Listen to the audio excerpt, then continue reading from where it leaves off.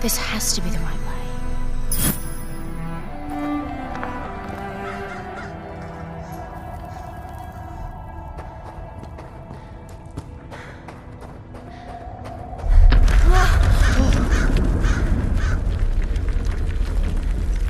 Before we continue, let's stop a moment and take a look at some of the key features of this demo.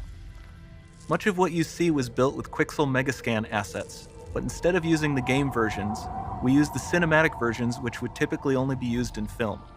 There are around 1 million triangles each, and thanks to virtual texturing, they all use 8K textures as well. Nanite can render an insane number of triangles very quickly. There are over 1 billion triangles of source geometry in each frame that Nanite crunches down losslessly to around 20 million drawn triangles. What does that many triangles look like? This isn't noise. These are the triangles, each a different color. Most are so small that they look like noise. Nanite achieves detail down to the pixel, which means triangles are often the size of pixels. This amount of geometric detail requires shadows to be pixel accurate as well, and Nanite can do that too. Speaking of lighting, all of the lighting in this demo is completely dynamic, with the power of Lumen that even includes multi-bounce global illumination. No light maps, no baking here. Without GI, all of that beautiful lighting is gone. With Lumen enabled, we can move the light and the bounce changes instantly. Okay, let's keep going.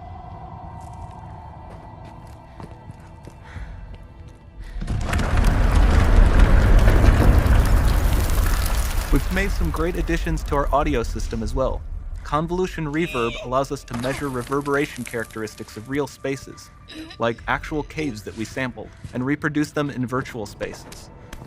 Sound field rendering allows us to record and playback spatialized audio.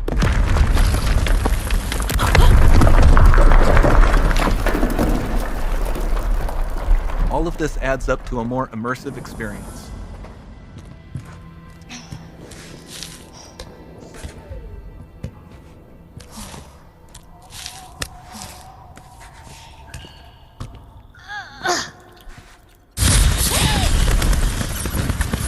This swarm of bats was created with our Niagara effects system.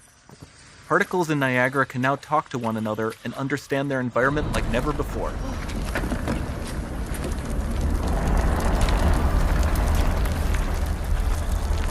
We've also added a ton of new functionality to run fluid simulations like you see in the water below.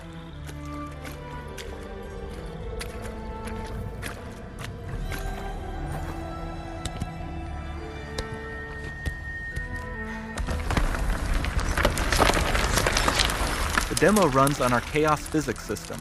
Here we are using it to accurately simulate the rigid bodies of the falling rocks and the cloth of her scarf.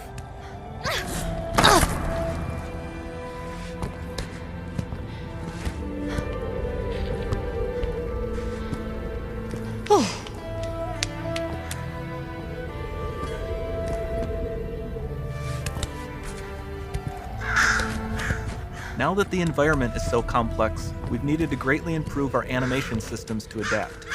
We've added predictive foot placement and motion warping, which dynamically modifies IK and body position to look more natural. For the character to more realistically interact with the environment, we've added the ability to trigger seamless contextual animation events, like her hand on the door. Sounds promising.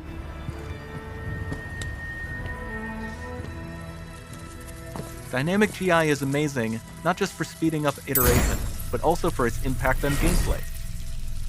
Nice. Any light source can move while still having be. beautiful bounce lighting. Dynamic illumination means specular as well, which you can see on all the metal surfaces. You can even see the Niagara-powered bugs reacting to the light. Lumen not only reacts to moving light sources, but also changes in geometry.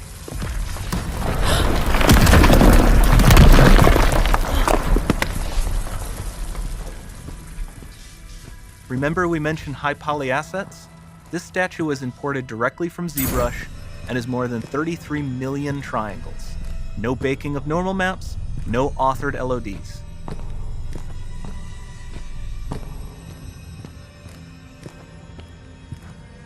And we can do more than a single statue.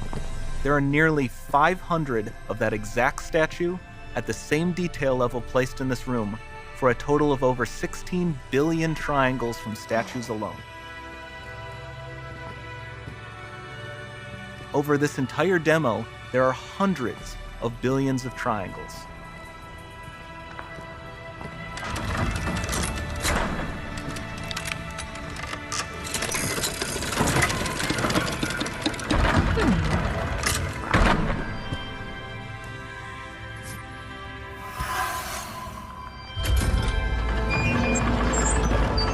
So with Nanite, you have limitless geometry, and with Lumen, you have fully dynamic lighting and global illumination, all running on a PlayStation 5.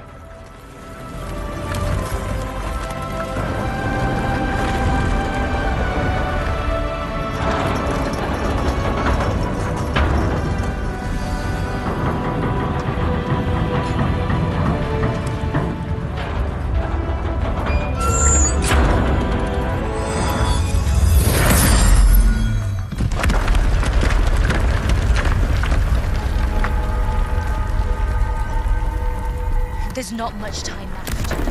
And this doesn't need to be constrained to small rooms. It can stretch all the way to the horizon. The portal, it's open. Don't fail me now.